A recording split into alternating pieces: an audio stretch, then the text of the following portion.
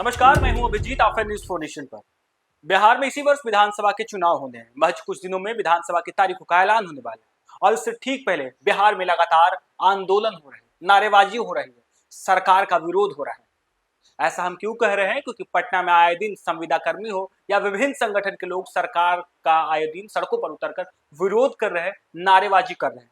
जो संविदा पर बहाल है वो राज्यकर्मी के दर्जे की मांग कर रहे हैं, तो वहीं कई ऐसे संगठन है जो सरकार से अपनी मांग पूरी करने को लेकर देखे पटना के सड़कों पर आए दिन हंगामा, सरकार का विरोध प्रदर्शन करते हैं। और ऐसे में सरकार पूरी तरीके से अब सख्त हो चुकी है, क्योंकि जिस तरीके से बीते कई दिनों से जिस तरीके से पटना में विरोध का तादाद बढ़ा है, पटना में आए दिन विरोध जो है सड़कों पर हो रहा है। एक तरफ जहां छात्र बहाली को लेकर लगातार विरोध कर रहे हैं, तो दूसरी तरफ संविदा कर्मी, राज्यकर्मी के दर्जे की मांग को लेकर आए दिन बिहार के सड़कों पर दिख जाते हैं।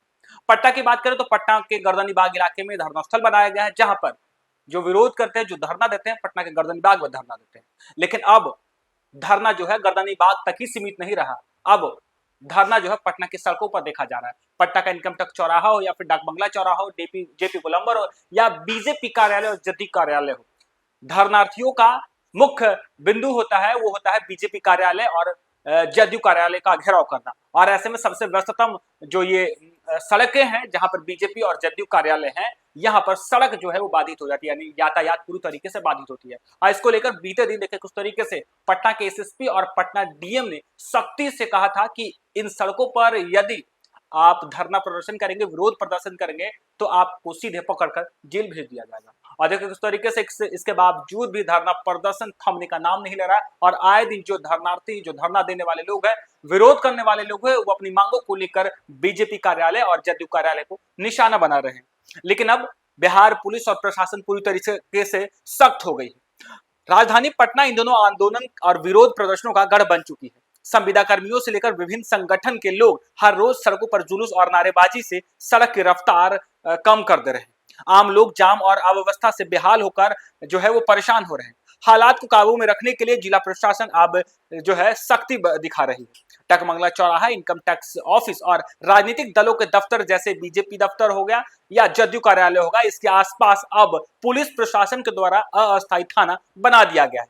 यहाँ अतिरिक्त पुलिस बल तैनात कर दिए गए हैं ताकि किसी भी वक्त उत्पात या भीड़ का जमावड़ा न पाया जाए।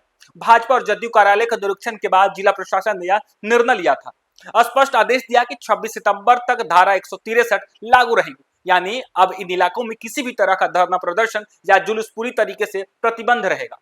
सिटी एसपी दीक्षा ने कहा कि हालात को देखते हुए इसे आगे भी बढ़ाया जा सकता है। दरअसल पिछले कई दिनों से डाकबंगला चौराहा, इनकम टैक्स गोलंबर और नेहरू पथ जैसे अहम इलाकों में जाम से लोगों की जिंदगी मुश्किल कर दी है। लोग सड़कों पर निकल रहे हैं तो जाम की समस्या मिल रही है। लोग ऑफिस जाने, कर्मचारी, स्कूल, कॉलेज और विद्यार्थी जैसे जो विद्यालय पर पढ़ाई करने जाते हैं या फिर रोजमर्रा के जो यात्री हैं, उन्हें घंटों सड़कों पर जाम का सामना करना पड़ रहा है। और अब प्रशासन का दावा है कि अस्थायी थाना और पुलिस बल की तैनाती से स्थिति नियंत्रण में रहेगी। राजनीतिक दलों के दफ्तरों को भी संवेदनशील इलाका मानकर सुरक्षा का घेरा बना दिया गया है और जिला प्रशासन ने चेतावनी दी है कि धारा 163 का उल्लंघन करने वाले किसी भी समूह या व्यक्ति पर कड़ी कार्रवाई की जाएगी। अधिकारियों को लगातार गश्त और निगरानी का आदेश दिया गया है। सीसीटीवी कैमरे से संवेदनशील स्थानों पर कड़ी नजर रखी जाएगी।